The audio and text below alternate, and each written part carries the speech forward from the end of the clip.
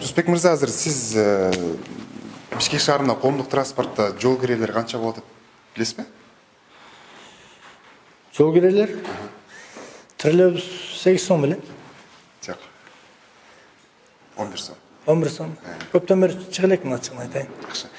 Азыр Бишкек шаардык мэриясы мындай сунуш көтөрүп атат да. Общиялар көп. Мындай эме көтөрүп атат да. Коомдук транспортто жол кирени дагы көтөрөбүз деп. Сиздин пикириңиз кандай? Бул мындай коомдук жарылууга алып келбейби? Маршрутка канча сом болчу? 11 сомбу? Маршрутка азыр 15 сом. 15 сом, э? Азыр тиги кечкисин 32 сомго чыгарабыз атат да. Кечкисин. Ооба. Ачыгын айтканда эми күйүүчү майлар да кымбат. Инфляция кетип атат. Водительдер деле түшүнсө болот бир жагыначы. Жана фирмалардычы, алардын налогтору бар. Бирок с одной стороны жана пенсионер, жана окуучулар, ушуларга бир окуучуларга мага койсоң бекер эле кылып койсо да, бесплатно элечи. Окуучу. Кээ бир үй бүлөлөрдө 4-төн 5тен окуучу окуйт да. Туура?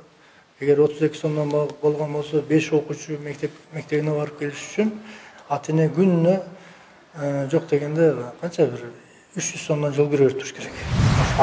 Чын эле бардык нерсе кымбаттап атат. Бүт. Айлык акы көтөрүлгөн менен инфляция мында мен албетте каршымын ага. Мисалы ошол эле электромобилдерге, жанагы электр энергиясы менен жүрө турган автоунааларга өтүш керек. Бүт жанагы бензинден кетишибиз керек да келечекте. Экологияга дагы зыян. Эми эл аяк кыйналып атат чынында. Мүмкүн болушунча бааларды көтөрбөш керек. Таптакыр.